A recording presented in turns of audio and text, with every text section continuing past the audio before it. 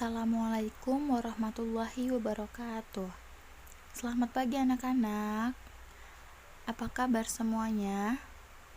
Baik, sebelum memulai pelajaran, alangkah baiknya kita berdoa terlebih dahulu ya. Berdoa dimulai.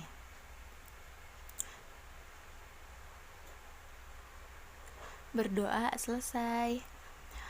Baik, pada pagi hari ini Miss akan mereview tentang kalimat tarji. Kalian buka bab 6, kalimat tarji.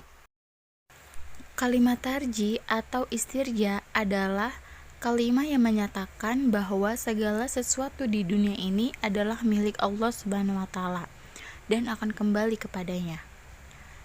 Jadi anak-anak, tarji ini termasuk kalimat thayyibah yang artinya ucapan yang baik.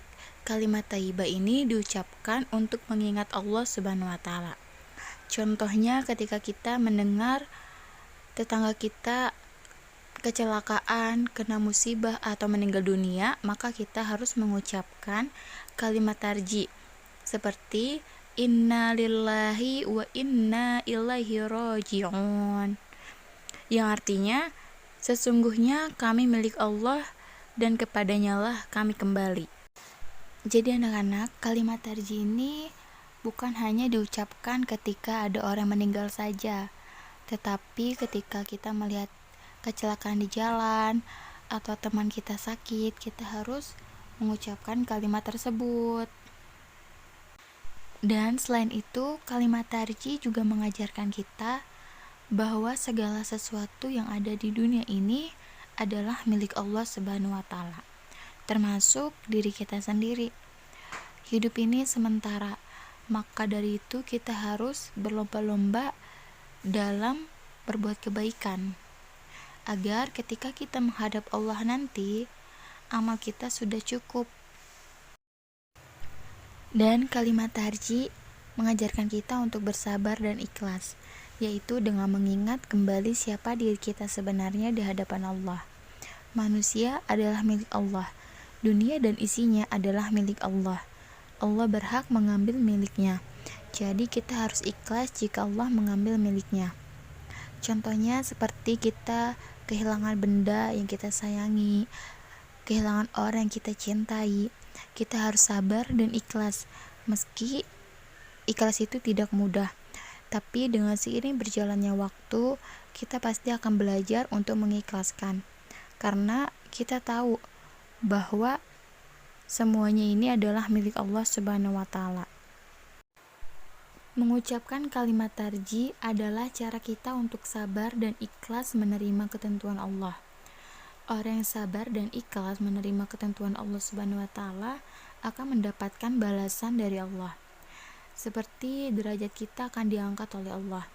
Jika kita sabar dan ikhlas atas takdir yang telah terjadi dalam hidup kita, maka derajat kita akan diangkat oleh Allah Subhanahu wa taala.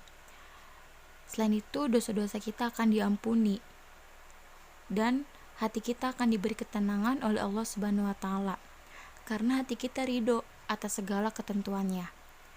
Selain itu, jika kita ikhlas dan sabar, maka Allah akan menggantikan apa yang telah hilang dari hidup kita dengan yang lebih baik, seperti kita kehilangan benda yang kita cintai, benda yang kita sukai, maka Allah akan menggantikannya dengan yang lebih baik.